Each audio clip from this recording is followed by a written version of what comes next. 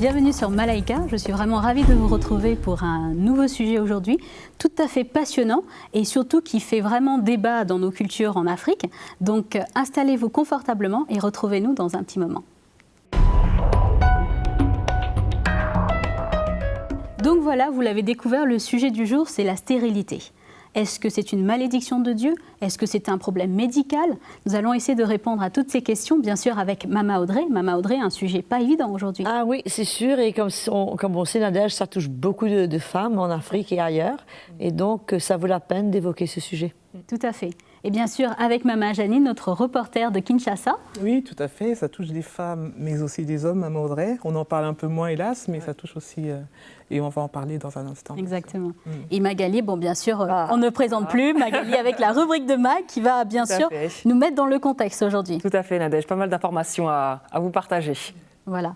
Donc aujourd'hui, on parle de stérilité, mais on va aussi reparler de la souffrance qu'il y a derrière ce phénomène, cette situation médicale ou pas malédiction. On va en parler dans un petit moment, mais avant tout, on va passer à la rubrique de Mag. Donc déjà Magali, pour se situer dans le contexte, qu'est-ce que c'est la stérilité? Alors j'ai trouvé une définition toute simple, on ne va pas rentrer dans tout ce qui est aspect médical, parce que bon, on n'est pas... je ne suis pas habilitée, mais voilà, les définitions que j'ai trouvées vont nous permettre de comprendre un petit peu ce que c'est. Alors la stérilité, Nadège, c'est l'incapacité de concevoir naturellement, de porter ou d'accoucher un enfant. Hein, c'est aussi l'incapacité pour un être vivant de se reproduire, de procréer, dû à des troubles fonctionnels. Et donc le terme s'applique, comme l'a dit à juste titre Mama Janine tout à l'heure, à la femme comme à l'homme. Donc on distingue deux cas de figure pour cet état. L'infécondité primaire, en fait, ça concerne les femmes qui n'ont jamais eu de gestation, donc qui n'ont jamais eu de grossesse. Et vous avez ensuite l'infécondité secondaire qui concerne des femmes qui ont déjà eu une grossesse, mais qui ne l'ont pas menée à terme et qui n'ont plus jamais eu l'occasion d'avoir des enfants après. Donc c'est ce que j'ai trouvé comme définition. Alors on parle de la stérilité féminine parce qu'on est dans une émission féminine, mais il faut savoir que les hommes aussi sont stériles. Cela existe. C'est un sujet tabou aussi en Afrique. C'est assimilé à de l'impuissance. Et l'impuissance en Afrique, c'est de la malédiction.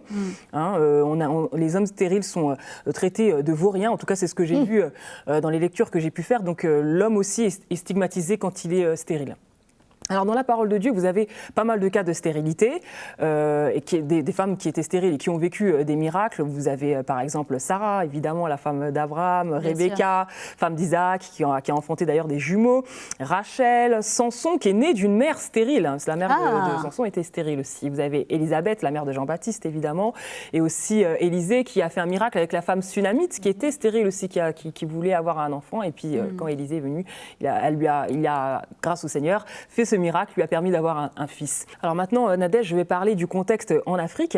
On pense qu'il y a de l'hypernatalité en Afrique et en fait, c'est loin d'être aussi marqué qu'on ne le pense parce qu'en Afrique, les taux d'infertilité sont les plus élevés au monde. Entre 15% et 30% des couples seraient touchés par la stérilité contre 5 à 10% en Europe, Maman Audrey. Donc, oui, c'est énorme. Voilà, c'est énorme. C'est énorme, tout à fait. Et c'est en Afrique aussi que les traitements sont les plus rares. Seul 1% des 5 millions d'enfants sont nés par une fécondation autre qu'une fécondation normale, en fait, celle qu'on dit in vitro. Donc vous voyez un petit peu les chiffres. Alors, très souvent, et bien sûr, sans surprise, ce sont les femmes qui sont blâmées de l'absence d'enfants en Afrique. Et pourtant, une étude menée en 2011 par une association a mis en évidence le partage des responsabilités dans les problèmes d'infertilité. Femmes et hommes sont en cause dans 40% des cas chacun. Et dans les 20% des cas restants, eh bien, les deux personnes du couple ont des difficultés à concevoir. Donc c'est pas, moi j'aime bien dire ces chiffres-là. Pourquoi? Parce que c'est toujours la femme qu'on stigmatise, alors qu'on est deux pour faire un enfant. Donc voilà. Il faut mettre la lumière dessus, Magali. Voilà, il faut mettre la lumière dessus, c'est ce que je fais. Voilà, Mama Audrey. Alors, les causes d'infertilité en Afrique, eh bien, elles sont spécifiques au continent, Mama Audrey. En fait, les médecins disent là-bas que la première cause d'infertilité chez les femmes, ce sont les trompes qui sont bouchées en raison d'infections sexuellement transmissibles qui sont mal soignées, d'avortements pratiqués hors milieu médical et d'accouchements qui se font encore dans des conditions terribles. Et ce sont des causes de stérilité. Et qui résultent par la suite à une stérilité. Voilà, tout à fait. Exactement. Alors maintenant, le contexte pour finir cette rubrique dans l'Église, puisque c'est une émission voilà, où on s'adresse aux chrétiens. Eh bien, c'est une malédiction, évidemment. Beaucoup de familles vont évoquer des causes surnaturelles.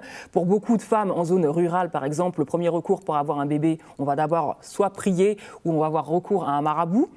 Les chiffres parlent d'eux-mêmes. Dans 40% des cas, les couples ne se rendent pas dans une structure sanitaire, mais ils vont chercher de l'aide chez les marabouts. Incroyable. Donc ça veut bien dire ce que ça veut dire. Donc c'est vraiment perçu comme une véritable malédiction en Afrique. On se marie surtout pour avoir des enfants. C'est ça la perception en fait qu'il faut savoir. C'est quand on se marie, c'est pour avoir des enfants. Et quand on est un couple et qu'on n'a pas d'enfants, on sert un petit peu à rien. C'est ce qui est C'est raté. Voilà, véhiculé dans la société. Et après, vous avez des dérives des pasteurs qui en font vraiment leur fonds de commerce et qui font de la stérilité vraiment le sujet de leur prédication. J'ai même vu des vidéos, Mama Audrey, abominables sur des pasteurs qui demandent de coucher avec eux pour rompre cette stérilité. Oh, quelle horreur. Ah oui. Pour briser la horreur. malédiction. Pour briser la malédiction, Mais quelle d'avoir des horreur. rapports sexuels avec les personnes qui viennent dans leurs églises et soi-disant, eh bien, cette relation leur permettrait ensuite d'avoir des enfants. Pour n'importe quoi, mais véridique. Vraiment, mais on arrive à des summums des fois maintenant dans l'Église. On Je se dit où est l'état de l'Église, encore Exactement. une fois, pour en arriver là, on se dit bon. pense que c'est très alarmant, surtout venant de l'Église. Et justement, un petit focus sur Kinshasa, comment les femmes au Congo-Kinshasa vivent la stérilité. Absolument, Nadège. Ça montre aussi, pour rebondir sur ce que disait Magali, Mama Audrey, cette détresse, cette angoisse qu'ont ces femmes de ne pas mettre au monde des enfants, parce qu'effectivement, en Afrique, le fait d'avoir un enfant, c'est ça qui fait en fait qu'on est une épouse. Une épouse ne sera épouse. Un statut. Oui, elle sera épouse si et seulement si elle met au monde un enfant. Et dans certaines, avant de parler de l'Église, mais je voudrais juste dire Bien que dans sûr. certaines ethnies, dans certaines tribus, quand l'homme va se présente chez sa belle famille, la belle famille va invoquer le monde des esprits pour savoir si la fille qui va bientôt être mariée, elle est féconde, fertile.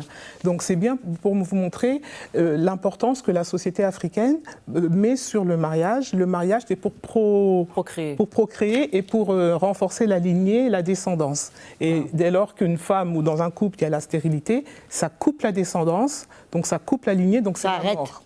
Et c'est pour ça que la stérilité est vécue comme quelque chose de très angoissant et comme une humiliation personnelle. Et effectivement, dans les églises, on trouve des femmes stériles qui vont donc s'attendre au Seigneur, qui vont prier, qui vont avoir la foi, qui vont avoir recours à tous les versets bibliques possibles et imaginables qui partent de la main du Seigneur, mais qui, à un moment donné, lorsque le miracle ne vient pas, elles vont avoir recours à des pasteurs un peu comme Magali expliquait, parce qu'en Afrique, quand une femme n'a pas d'enfant, elle ne peut pas perpétuer la lignée et c'est pas possible. Elle est stigmatisée en fait. Il y a même des cas de mort qui m'ont été rapportés. Une femme qui a fait un arrêt cardiaque parce qu'elle avait été tellement stigmatisée par son mari, sa belle famille et autres. Elle n'a pas tenu. Elle n'a pas tenu, elle en est morte. Et pour rebondir peut-être sur les autres cas de femmes qui sont prêtes à tout pour avoir un enfant, j'ai eu le témoignage d'une sœur qui me disait qu'elle avait elle avait entendu dire qu'un prophète était en ville. Et il avait le don pour donner les enfants. Et effectivement, elle a consulté ce monsieur. Et qu'est-ce qui s'est passé? Il lui a dit que c'était les organes génitaux qui étaient infectés par la malédiction et il fallait passer par le feu. Par le feu. Oui, les organes génitaux. Mais c'est pour vous montrer l'angoisse de ces femmes. Moi, je n'irai pas jusque-là, mais c'est tellement une pression, c'est tellement un échec. Tu parles d'une personnel. femme chrétienne. Une femme chrétienne, maman. Elles sont prêtes à tout. Elles sont prêtes à tout. Et donc, elle s'est retrouvée à l'hôpital, service des grands brûlés. Et c'était vraiment terrible parce qu'elle a payé cher, quoi. Et probablement pour rien. Pour rien, d'autant plus que son mari a fini par la quitter, puisque... Ah oui, oh là là. Il n'a pas supporté. Non, mais c'est tragédie, quoi. Mama Audrey, moi, ce que j'entends dans tout ce qu'on a évoqué, c'est vraiment beaucoup d'angoisse, beaucoup de douleur de la part de ces femmes qui sont pratiquement prêtes à tout. Si elles pouvaient se couper un bras pour avoir un enfant, elles seraient prêtes à le faire. Mais je veux juste, pour revenir justement à cette notion de malédiction, est-ce que c'est une malédiction, Mama Audrey, d'être stérile? Non. En tous les cas, sous la Nouvelle Alliance, on va être très clair, que le livre de Galates nous dit que le Seigneur Jésus nous a rachetés de la malédiction de la loi, qu'il est devenu, lui, malédiction pour nous. Amen. Donc, sous la nouvelle alliance, il faut être très clair, il n'y a pas de malédiction pour un enfant de Dieu. Amen. Il n'y a rien qu'un enfant de Dieu puisse être ou puisse faire qui puisse attirer sur lui une malédiction de la part de Dieu. Ce n'est pas l'esprit du Nouveau Testament. Déjà, c'est Donc, allons mettre ça de côté directement. Et il faut, je crois, que les parents réalisent, les parents, les beaux-parents, la belle famille, les amis, les voisins, ceux qui nous écoutent. Si un membre de votre famille, jusqu'à présent, n'a pas mis un enfant au monde, mais laissez-la en paix. Amen. Arrêtez de mettre cette pression, puisque cette pression ne vient pas du Seigneur. Même le Seigneur ne mettrait pas la pression sur cette personne. Comment vous pouvez vous permettre d'emmener une telle pression au point où on entend ce que Maman Janine dit, que ces femmes sont désespérées, Tout à fait. alors qu'elles doivent s'inquiéter de plaire au Seigneur, de servir le Seigneur et de ne pas se faire une fixation. C'est une situation comme une autre, pas plus grave qu'une autre, mais le problème ici, c'est que c'est une perception. C'est ça. Encore une fois, liée à la culture. Tout à fait. Tout à fait. Puisque une femme qui est stérile en Amérique et en Europe, c'est pas du tout la même chose. Oui, Puisqu'il y a beaucoup de familles, il y a certains qui peuvent enfanter, mais qui ne veulent pas enfanter. bien sûr. Elles préféraient passer par l'adoption, éviter tout le cheminement des 9 mois et tout. Donc, aucune part ailleurs, c'est vécu comme une malédiction. Oui. Pourquoi? Et encore plus dans l'Église. C'est ça. Donc, que ce soit le cas dans le monde, en Afrique, avec les féticheurs, avec tous ceux qui ne connaissent pas le Seigneur. Mais du moment qu'on connaît le Seigneur, Janine, on est une nouvelle créature, on ne voit plus les choses de la manière que le reste de ce qui nous entoure voit. On est chrétien. Amen. Oui, Donc c'est un témoignage personnel, Maman Janine, que nous allons découvrir aujourd'hui justement dans le cas de ce thème qui est la stérilité. Donc comme tu nous as expliqué, donc tu as eu à faire face à cette situation. Et si tu peux nous en parler un petit peu plus, surtout comment tu l'as vécu toi et comment l'entourage l'a pris et surtout aussi ton mari, comment il l'a pris. Alors, en tant que chrétienne, je l'ai vécu, parce que quand je me suis mariée, bien entendu, j'étais chrétienne, je l'ai vécu comme une malédiction, parce que je suis quand même, malgré tout, issue d'une tradition africaine. Et comme je vous l'expliquais, Maman Audrey, on est en Afrique, on a des traditions, et lorsqu'on se marie, c'est pour la lignée, pour la descendance. Donc, tout cet ancrage culturel était quand même quelque part en moi. Et donc, quand j'ai appris que j'étais stérile, j'ai été vraiment désemparée, angoissée. J'en ai énormément voulu à Dieu parce que je ne comprenais pas pourquoi moi, pourquoi alors que je suis chrétienne, que je n'ai pas fait trop de bêtises dans ma vie, que je suis mariée à un serviteur de Dieu, enfin bref. Donc, il y a toujours ce côté, mais pourquoi moi? On se morfond, on s'apitoie sur soi. Et finalement, c'est destructeur. C'est destructeur. Et moi, ce qui m'a aidée dans cette situation, c'était vraiment le rôle de mon mari à mes côtés, qui a été un soutien indéfectible, qui à un moment m'a vraiment secouée en me disant attends, Janine, si je t'ai épousée, c'est pas pour que tu me donnes des enfants. Je t'ai épousée parce que je t'aimais et je voyais que tu pouvais m'aider à servir le Seigneur. Et c'est bon, quoi. Si tous les hommes pouvaient parler comme ton mari. Tous les Africains. Voilà, exactement. Parce que je t'aimais ou parce que je t'aime? Parce que je t'ai épousée parce que je t'aime, oui. Ah, je rectifie. On appartient à des traditions, qu'on le veuille ou non, et chez les Africains, c'est encore plus fort. Et donc, moi, j'avais cette conception qu'ont pratiquement tous les Africains, qu'on se marie pour faire des enfants. Bien sûr. D'une manière ou d'une autre, c'était un héritage. Normal. C'était un héritage que j'avais. Et c'est quand mon mari m'a dit stop, écoute, arrête, c'est bon, calme-toi, que j'ai commencé à relâcher un peu. Mais malgré tout, je voulais avoir un bébé. Les femmes stériles, souvent, nous avons des témoignages de femmes qui ont eu des enfants. C'est ça. On connaît au moins 20 témoignages de femmes chrétiennes ayant eu un enfant alors qu'elles étaient stériles, en dehors même de la Bible. Mais c'est après, quand j'ai compris qu'en fait, le Seigneur, il est venu, il a, comme tu disais au début, c'était pour prendre nos malédictions, et c'est de ça dont il s'est chargé, j'ai compris que j'avais plus à m'en faire, que je devais vraiment baisser les armes et faire confiance au Seigneur. Et servir le Seigneur de tout mon cœur, à côté de mon mari. Et petit à petit, le Seigneur a guéri mon cœur. Et là où j'ai vraiment été reconnaissante au Seigneur, et j'ai même dû m'humilier parce que j'ai même pas vu Maman Audrey. Combien ma belle famille ne m'avait jamais posé de problème. Mais vraiment, c'est exceptionnel. Et dans ma douleur, dans mon égoïsme, je ne voyais pas tout ça. Je voyais pas que le Seigneur, finalement, m'avait protégé, comme on le chante parfois, des bienfaits qu'on ne voit même pas. On est tellement avalé par sa situation qu'on voit que ça finalement. Et c'est là que je me suis humiliée vraiment devant le Seigneur en disant mais c'est vrai Seigneur, tu m'as protégée. Non seulement tu m'as donné un mari qui m'a jamais mis aucune pression. Ça fait 20 ans aujourd'hui qu'on est mariés. J'ai jamais eu ma belle famille qui est venue me demander des comptes. En tout cas, si ça s'est fait, je l'ai jamais su. Et donc voilà, j'étais reconnaissante au Seigneur. Et aujourd'hui, on sert le Seigneur avec mon mari. On est bien, on est épanouis. C'est encourageant. Alléluia. Témoignage, Maman Audrey, vraiment. Et je veux vraiment célébrer cela parce que c'est très rare dans notre contexte africain de pouvoir entendre ce genre de témoignage. Parce que justement, la plupart du temps, on dit que la femme, elle n'a pas de foi. Si elle n'a pas eu d'enfant, c'est qu'elle n'avait pas la foi. Je ne sais pas si Maman Audrey veut rebondir là-dessus parce que... Écoute, moi je crois premièrement, Nadège, qu'il faut arriver à comprendre que quand on est de nouveau, on n'est pas africain, on n'est pas européen, on n'est pas chinois, on est chrétien. Amen.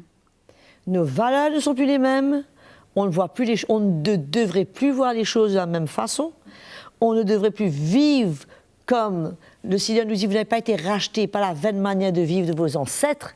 Il a bien dit la vaine manière de vivre de vos ancêtres. Vaine. La vaine. En d'autres mots, il n'y a rien de ce que vous avez hérité de votre culture qui va vous sauver et vous emmener à vivre votre vie chrétienne comme il se doit. Donc, au départ, il faut mettre les choses bien au clair.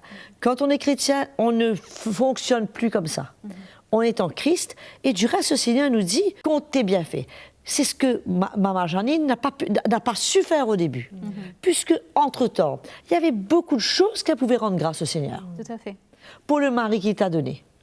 Un serviteur de Dieu, je précise. En plus, qui t'a fait confiance pour un serviteur de Dieu. Pour ta belle famille. Pour le fait que tu ne manquais rien, peut-être sur ta table. Je ne sais pas, il y a bien les raisons. Tu avais une bonne santé. Le problème, c'est qu'on fait une fixation sur un truc. C'est le mur blanc. Et le petit point noir, on voit que ce point. Au lieu de réaliser tout le reste. C'est pas la fin du monde. Il y a des gens qui ont des handicaps, il y a des gens qui sont stériles, qui font confiance au Seigneur, qui prient, qui ont des enfants, d'autres n'ont pas d'enfants. Est-ce qu'on peut expliquer? Non. Est-ce qu'on peut mettre dire la personne n'a pas de foi? Non. Est-ce qu'on peut dire que Dieu n'a pas répondu à sa prière? Voilà. Non. Question importante justement, Maman Audrey. Est-ce qu'on peut rendre Dieu responsable? Bien sûr que non. Le Seigneur ne fait pas 1, 2, 3 stériles, 4, 5, 6 enfants, 5, 6. Non, mais non. Le Seigneur, c'est pas comme ça. Il y a des causes. Toi-même, tu as dit dans ta présentation. Oui, tout à fait. Il y a des causes d'avortement précoce qui ont été pas fait correctement médicalement. Par exemple, je connais une maladie, l'endométriose. Oui. Justement, j'allais parler de ça dans un petit moment. C'est un cas de stérilité. Maintenant, ça peut être héréditaire, génétique. Je ne sais pas d'où ça vient, mais on voit Anne. Quand Anne est allée dans le temple, ça faisait année après année qu'elle cherchait cet enfant. Mais son cœur a été brisé devant le Seigneur et Élie croyait qu'elle était ivre. Quand il a pris le fond de son cœur, il a dit l'année prochaine, il a parlé de la parole du Seigneur, il a parlé de paroles prophétiques, comme Élisée sur la Sunamite. Bien sûr. Bon, ça s'est passé. Gloire à Dieu. On voit Sarah. Sarah est restée des années stérile, jusqu'au moment fixé par Dieu, où elle a enfanté, où elle a conçu Isaac.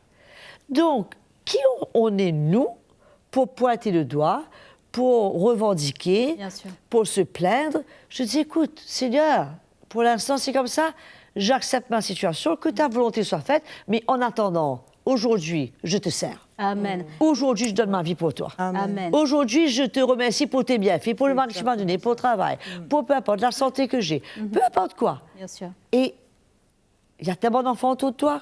Sois une maman pour tous ces enfants en attendant, bénis-les. Je veux dire, il y a tellement de façons. Justement, Maman Janine, juste pour mettre la lumière sur un cas médical qui était le tien, c'était l'endométriose. Oui, si absolument. tu veux juste, en quelques minutes, juste nous en parler, c'était... J'ai fait un bilan d'infertilité avec mon mari pour savoir d'où venait la cause de la maladie. Et donc, j'ai été diagnostiquée endométriose, stade 4, c'est le stade le plus avancé. Donc, juste en 2 mots pour expliquer l'endométriose, c'est une inflammation de l'endomètre, l'endomètre étant la paroi qui recouvre l'utérus. Ah. Donc il y avait la possibilité de passer par de la chirurgie très lourde, mais avec mon mari, on en a parlé et on n'a pas souhaité aller plus loin. Bien sûr. Voilà. Ça me fait rebondir justement sur jusqu'où la femme chrétienne stérile peut aller pour avoir des enfants. Est-ce qu'elle peut avoir recours à la chirurgie, à de l'in vitro, Là, on est arrivé, on va dire, à l'ère moderne où j'entends même parler de mère porteuse. Enfin, jusqu'où est-ce qu'on peut aller? Procréation médicalement assistée. Voilà, c'est ça. Je pense que... oui et non. Je dirais oui et non. Je trouve qu'il ne faut pas non plus forcer les choses. Je ne crois pas que dans la situation où on doit forcer les choses, il y a un état de foi, un état de patience, un état qu'on doit quand même s'humilier devant le Seigneur et accepter, et ne pas vouloir, parce que moi j'ai les moyens, mais ce n'est pas tout le monde qui a les moyens, qui peuvent avoir recours à l'in vitro ou à toutes sortes de choses. Mais je crois qu'à un moment donné, c'est une attitude de cœur qu'on doit avoir, qui est une attitude de foi, mais en même temps une attitude où on ne revendique pas, on ne se plaint pas, on ne pointe pas le doigt au Seigneur, et tout cela, pas parce que c'est notre cœur, c'est à cause des pressions que nous vivons autour de la situation. C'est ça. Ah ben moi, je crois que c'est l'environnement. C'est la pression de la société. quelque part, il faut faire abstraction de ça. Je veux dire, on va pas toute notre vie vivre pour plaire à ceux qui sont de notre culture, notre belle famille. On doit chercher surtout à plaire au Et Seigneur. Maman Audrey, justement, dans le contexte où en Afrique, on vit tous ensemble, où tous les enfants sont ensemble, où les sœurs vivent ensemble, ma sœur a eu des enfants, moi j'en ai pas eu. Oui. C'est une pression aussi Je suis d'accord. psychologique. Mais il faut grandir dans le Seigneur et se dire, écoute Seigneur, c'est là où je suis aujourd'hui, moi je veux te plaire. Puis qu'est-ce qui est pire? D'avoir une attitude pour essayer de se justifier, de se battre, ou une attitude qui plaît au Seigneur? Qui dit, Seigneur, je reste dans la foi, dans le repos. La foi, c'est le repos. Bien sûr. Allons dire un cas qu'une femme qui serait enceinte, qui devrait avoir une césarienne, et faute de soins, elle en meurt ou l'enfant en meurt. Allons dire que Dieu connaît cette chose-là. Est-ce que ce n'est pas une grâce de la protéger? Allons dire, de la protéger? De la protéger de ce type de cas. Oui, d'avoir un enfant, plus voir ce qui devait arriver. Je ne sais pas, moi. Je viens dire, l'enfant que Élisée a pris pour la Sudamite, il est mort. Heureusement qu'Élisée était dans les parages.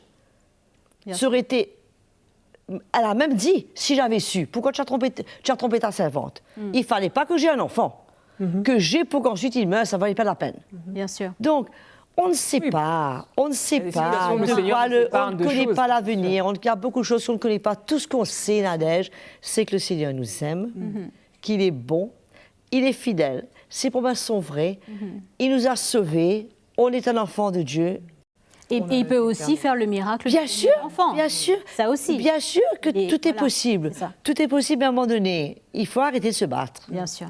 Moi, je crois qu'il faut arrêter de se battre et réaliser qu'il y a tellement d'autres choses dans la vie, on ne peut pas se faire une fixation Bien sûr. là-dessus.